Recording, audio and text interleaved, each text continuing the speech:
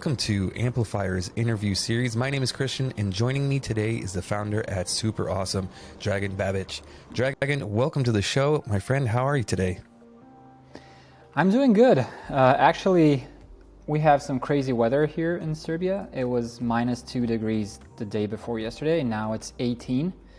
So it's kind of crazy. But yeah, other than that, doing good. End of year, standard stuff, done all the planning.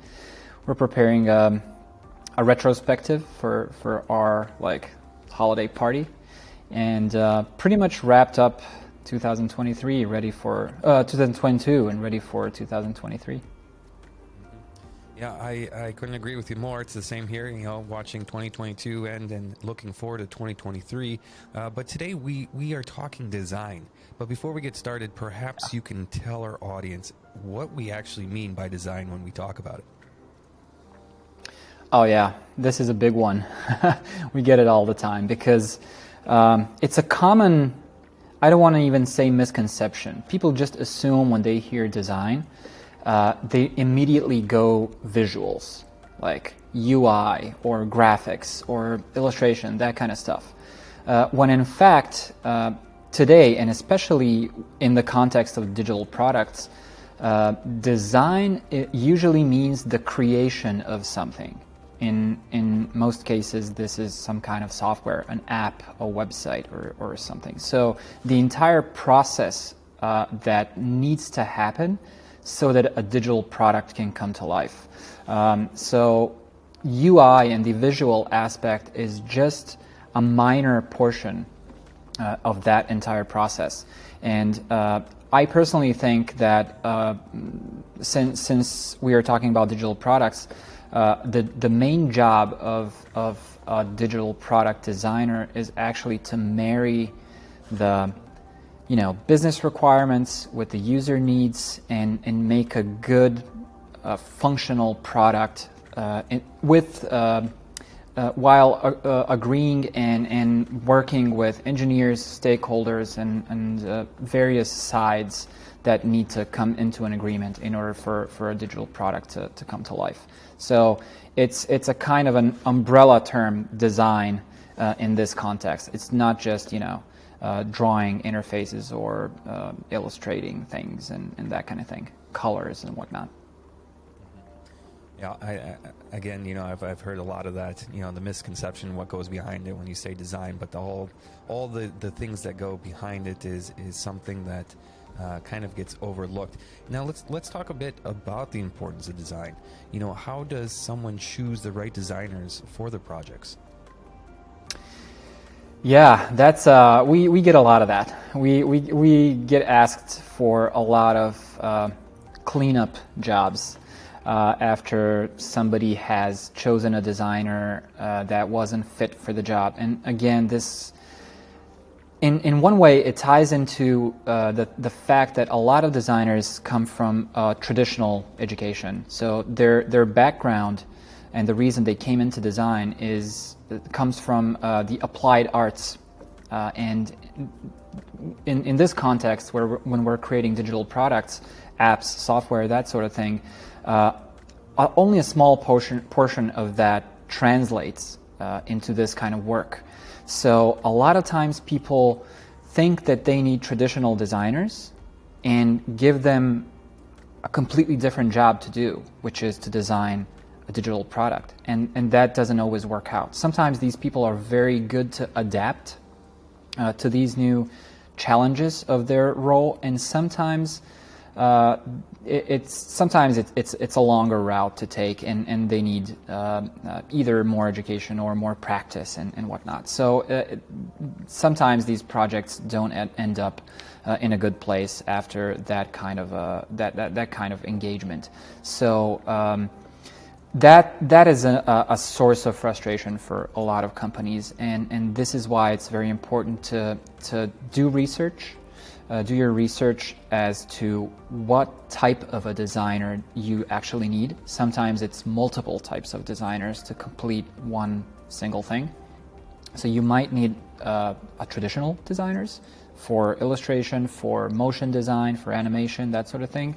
And you also need designers who have experience designing software, creating software or websites, and are used to these entirely new challenges to other types of designers. So it's very important to do research, and this is actually where it actually makes sense to talk to a partner, like an agency or a collective or something, at least just to get advice, not necessarily just to hire them straight out, but just to get some sort of advice and guidance onto what your needs actually are, because it's a very high probability that you're actually not understanding the requirements of the project, because it's so heavily rooted in these traditional roles. Software used to be, design and software used to be, it used to be treated like an add-on, you know, like we engineers build the thing, and then we call in designers to just, you know, make it look good, or, you know, that sort of thing. These days, design is an integral part of the product design process, and really needs to be there from day one in order to succeed.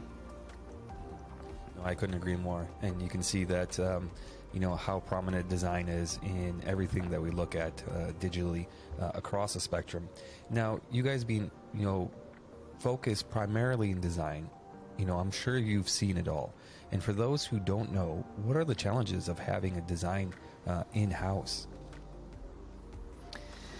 Yeah, well, for those of us who've worked with designers, I count myself in with this crowd, because I used to be a designer. I'm no longer actively designing as an individual contributor, but I do design here and there. I do work with designers. I employ designers.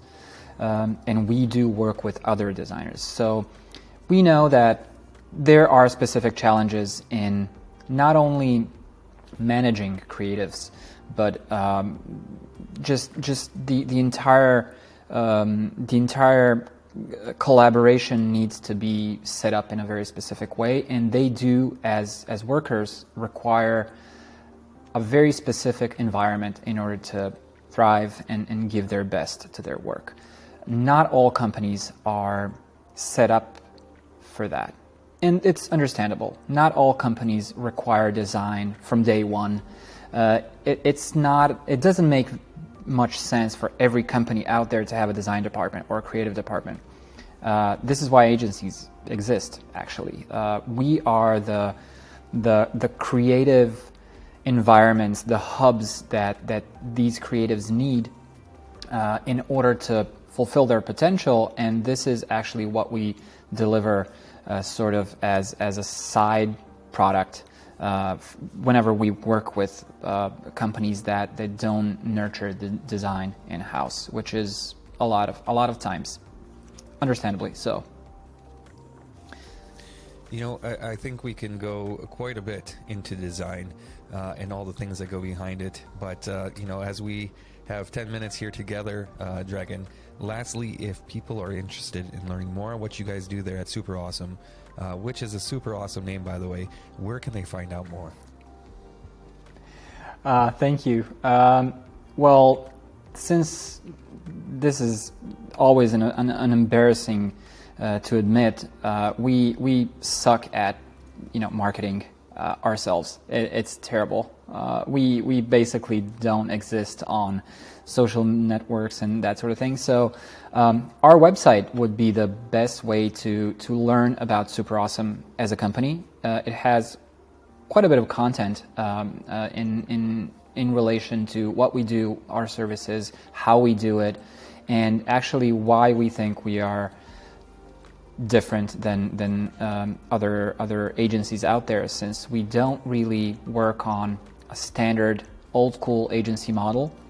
Our model, we have changed it some 5-6 years ago to a staff augmentation model, which is something that we think is it's a fair way to set up a collaboration between a client and a vendor.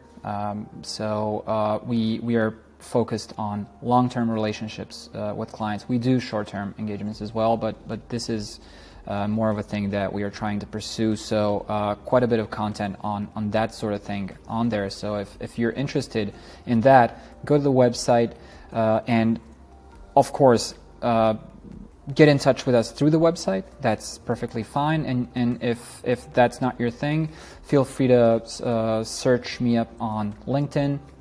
I'll send me a message, whatever. And I'm also personally on Twitter. So these are probably the apart from email, your best bets to get in touch with us. Perfect. So go check out Superawesome. See the stuff that they're doing, the content they're creating. It's pretty awesome stuff, to say the least. The links will be in the description, of course. So again, Dragan, I want to say thanks for spending the time with us today. I really appreciate it. And again, thank you so much. Thank you too, Kristian.